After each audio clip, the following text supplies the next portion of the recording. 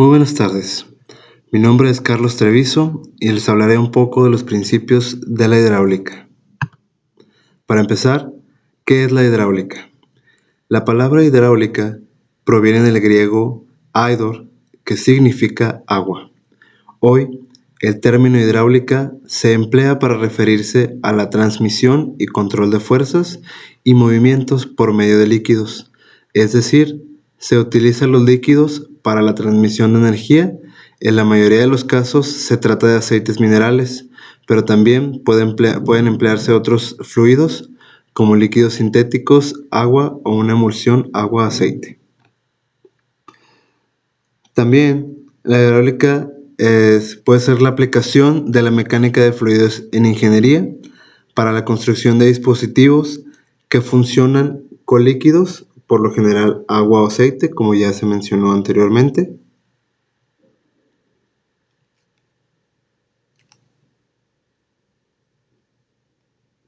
La hidráulica resuelve problemas como el flujo de fluidos por conductos o canales abiertos y el diseño de presas de embalse, bombas y turbinas. Su fundamento es el principio de Pascal, que mencionaré un poco después. El filósofo y científico Blaise Pascal formuló en 1947 el principio que lleva su nombre, con aplicaciones muy importantes en la hidráulica. La hidráulica es la parte de la física que estudia la mecánica de fluidos, analiza las leyes que rigen el movimiento de los líquidos y las técnicas para mejorar el aprovechamiento de las aguas.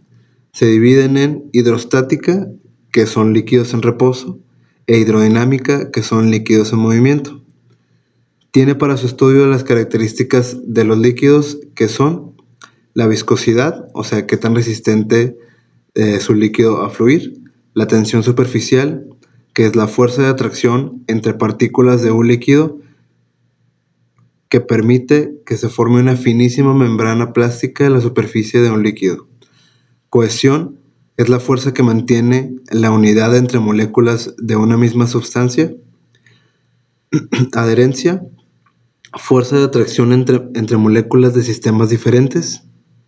Capilaridad es el fenómeno que se presenta cuando existe contacto entre un líquido y una pared sólida, especialmente si se encuentra en recipientes tan delgados como el cabello. Un poco de la historia de la hidráulica. Galileo, en 1612, elaboró el primer estudio sistemático de los fundamentos de la hidrostática. Un alumno de Galileo, Torricelli, anunció en 1943 la ley del flujo libre de líquidos a través de orificios.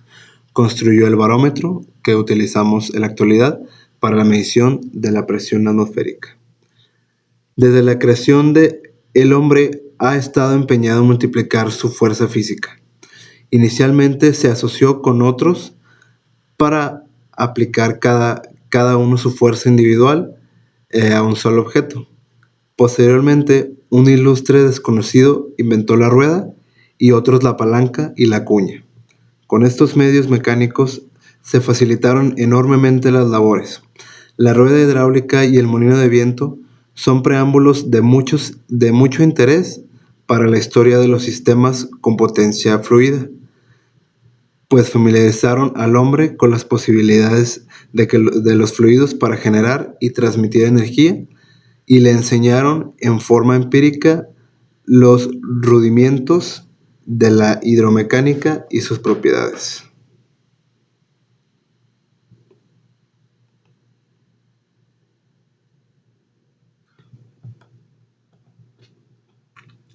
La primera bomba construida por el hombre fue la jeringa.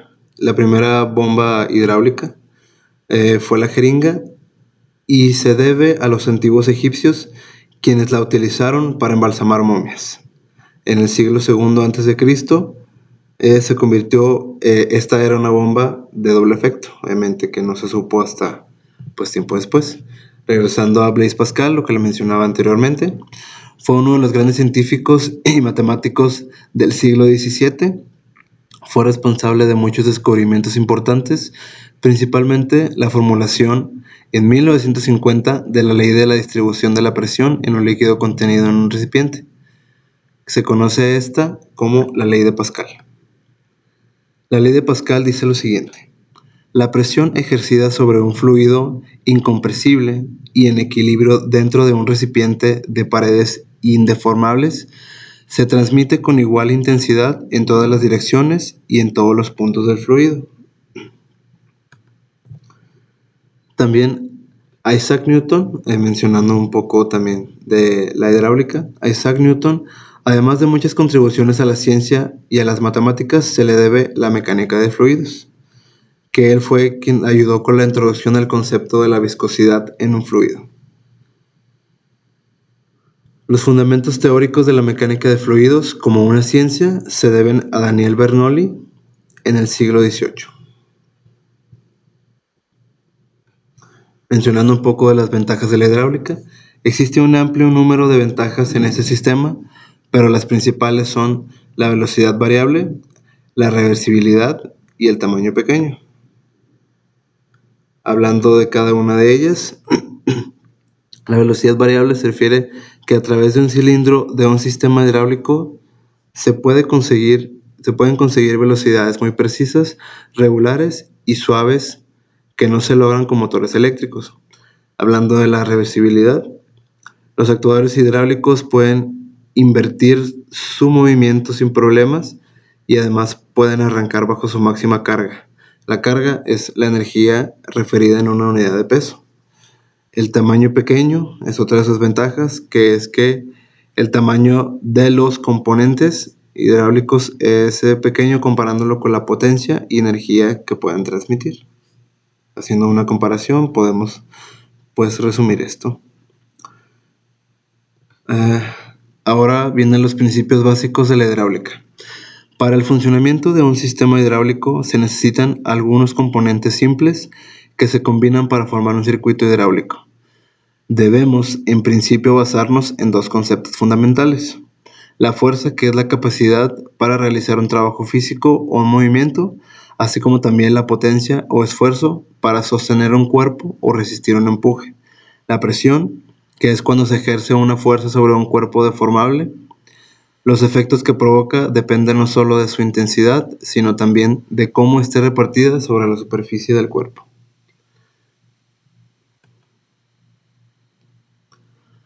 El estado líquido, hablando ya yéndonos a los líquidos, el estado líquido es un estado de agregación de la materia intermedio entre el estado sólido y el estado de gas. Las moléculas de los líquidos no están tan próximas como las de los sólidos, pero están menos separadas que las de los gases. Sus principales propiedades son su viscosidad. Hablando de su viscosidad, se refiere a que los líquidos se caracterizan porque las fuerzas internas del mismo no dependen de la deformación total, aunque usualmente sí dependen de la velocidad de deformación. Esto es lo que diferencia a los sólidos deformables de los líquidos. Los fluidos reales se caracterizan por poseer una resistencia a fluir llamada viscosidad, que también está presente en los sólidos viscoelásticos. Eso significa que en la práctica, para mantener la viscosidad de un líquido, es necesario aplicar una fuerza o presión, y si dicha fuerza cesa, el movimiento del fluido cesa finalmente tras un tiempo finito. Yéndonos a lo que es la fluidez. La fluidez es una característica de los líquidos o gases que les confiere la habilidad de poder pasar por cualquier orificio o agujero por más pequeño que éste sea, siempre que esté a un mismo o un inferior nivel del recipiente en el que se encuentre, hablando de líquido, a diferencia del restante estado de agregación conocido como el sólido. Ahora hablando de la presión de vapor. La presión de vapor de un vapor en equilibrio con su forma líquida es la llamada presión de vapor. Solo depende de la temperatura. Su valor a una temperatura dada es una propiedad característica de todos los líquidos. También los que son el punto de ebullición, el punto de solidificación y el de calor de vaporización. Esencialmente, el calor necesario para transformar el vapor en una determinada cantidad de líquido. También podemos encontrar otras propiedades. Los líquidos no tienen forma física, pero sí volumen. Tienen variabilidad de forma y características muy particulares, como estas que son, ya lo mencionábamos al principio, la cohesión, la adhesión, la tensión superficial y la capilaridad. Aquí tenemos un pequeño diagrama de lo que son los componentes principales de un sistema hidráulico. Mencionamos los actuadores, las bombas, el motor, la válvula de seguridad, el depósito y los filtros. En la imagen que les presento aquí queda un poco más claro. Los actuadores.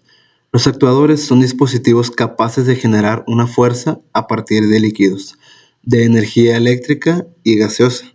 El actuador recibe la orden de un regulador o controlador y da una salida necesaria para activar a un elemento final de control, como lo son las válvulas.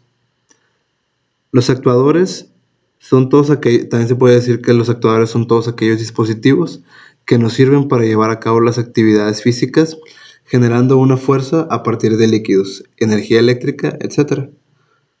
Los actuadores brindan una salida necesaria para un elemento de control. Un ejemplo de esta podría ser, como lo mencionamos, una válvula. Los tipos de actuadores son los siguientes. Existen 4 tipos de sistemas de actuadores, que son los neumáticos, hidráulicos y los eléctricos. A pesar de que son bastantes estos, pues son 3, nosotros solo mencionaremos los hidráulicos. Los actuadores hidráulicos, esos actuadores se basan para su funcionamiento en la presión ejercida por un líquido, generalmente un tipo de aceite. Las máquinas que normalmente se encuentran conformadas por actuadores hidráulicos tienen mayor velocidad y mayor resistencia mecánica y son de gran tamaño. Por ello, son usados para aplicaciones donde requieran de una carga pesada. Cualquier tipo de sistema hidráulico se encuentra sellado herméticamente, a modo que no permita de ninguna manera derramar el líquido que contiene. De lo contrario, se corre un gran riesgo. Los actuadores hidráulicos requieren demasiado equipo para suministro de energía, así como su mantenimiento periódico.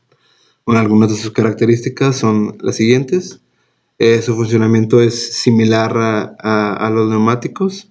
El grado de compresibilidad del aceite es mucho menor al del aire, lo que implica una mayor precisión.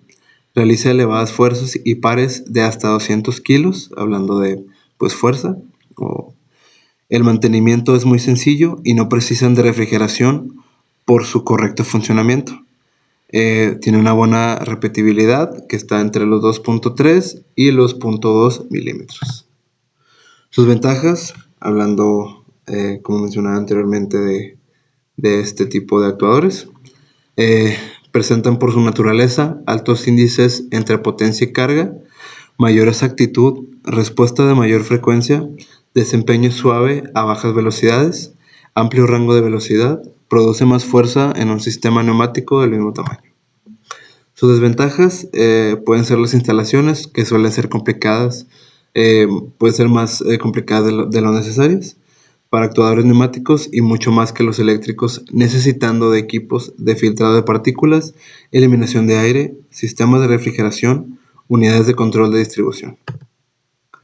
Algunas aplicaciones de los actuadores hidráulicos. Las principales aplicaciones de estos se encuentran en máquinas troqueladoras, en cargadores y en maquinaria pesada para obras civiles.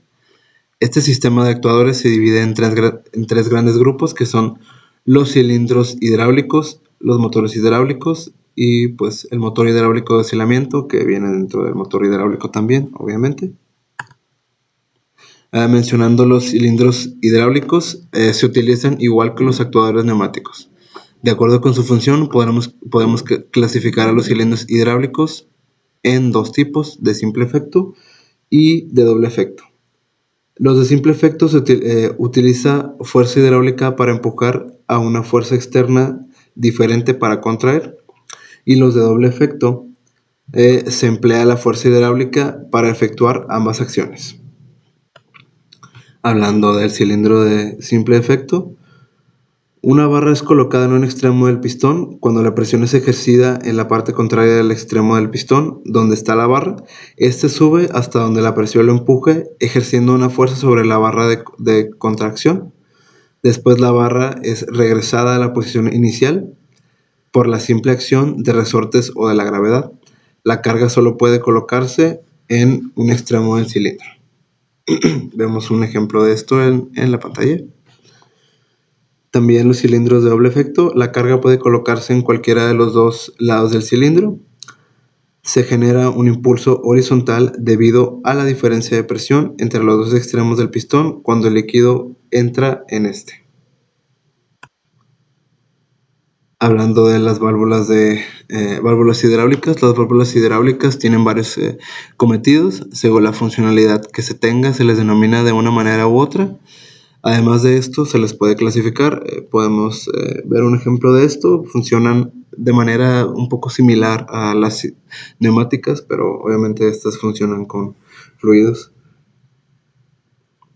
Se pueden clasificar en válvulas distribuidoras, válvulas de presión, válvulas de cierre y válvulas de flujo.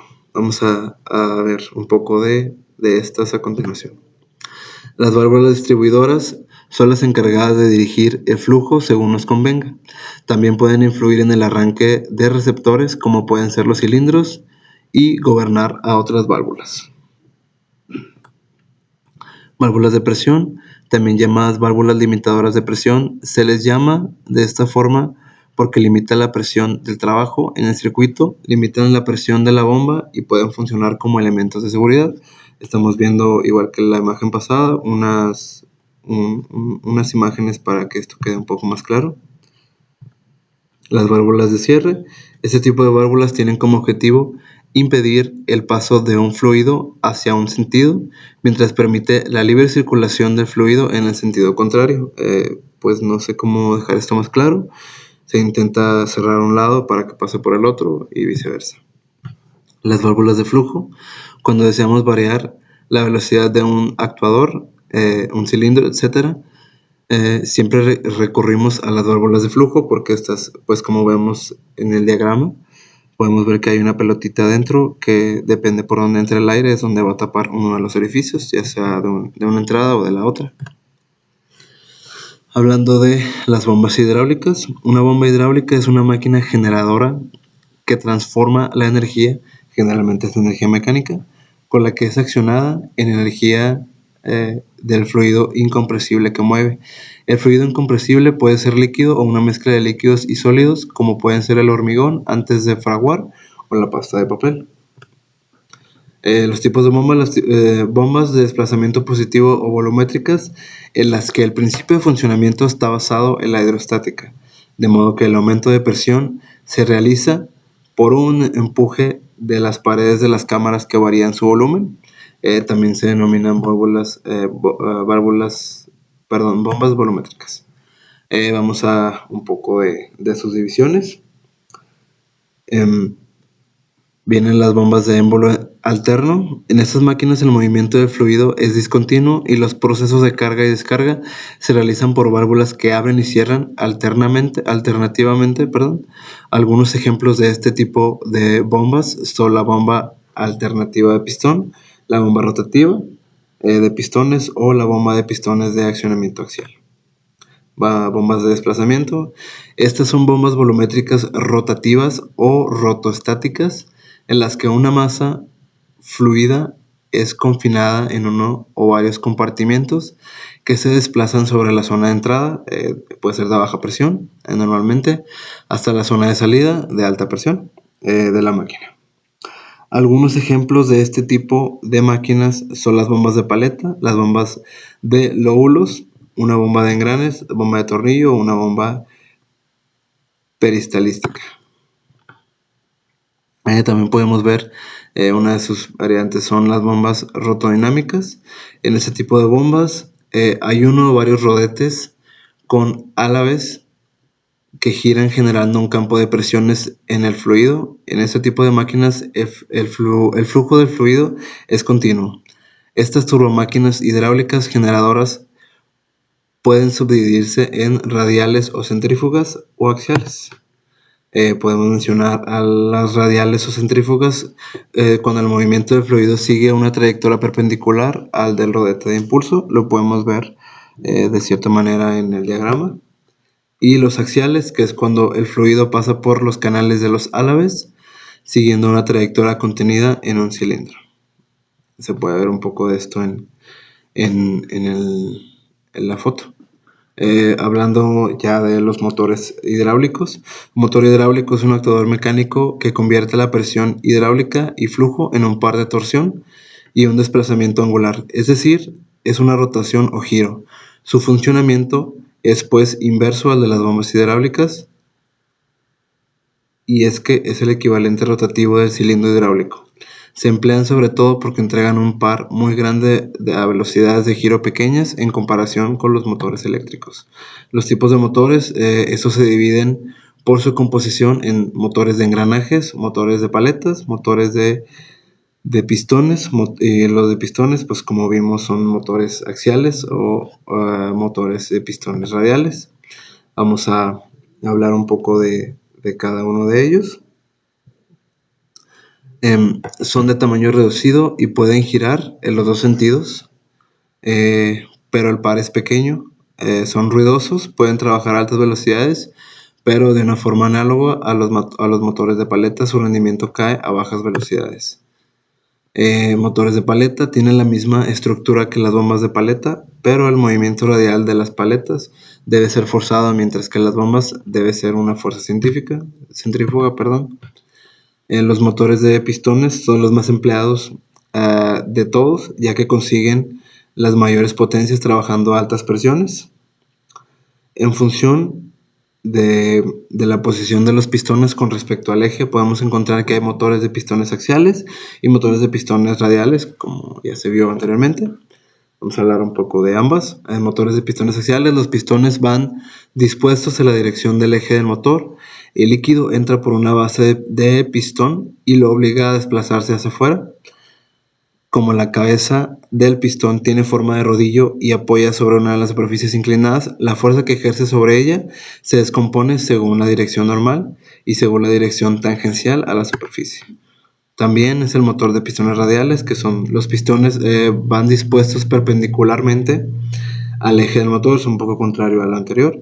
El principio de funcionamiento es análogo al de los axiales, pero aquí el par se consigue debido a la excentricidad que hace la componente transversal de la fuerza que el pistón ejerce sobre la carcasa sea distinta en dos posiciones diametralmente opuestas, dando lugar a una resultante no nula que genera el par de giro. Y eso sería todo por mi parte. Mi nombre es Carlos Treviso y les presenté principios de la hidráulica.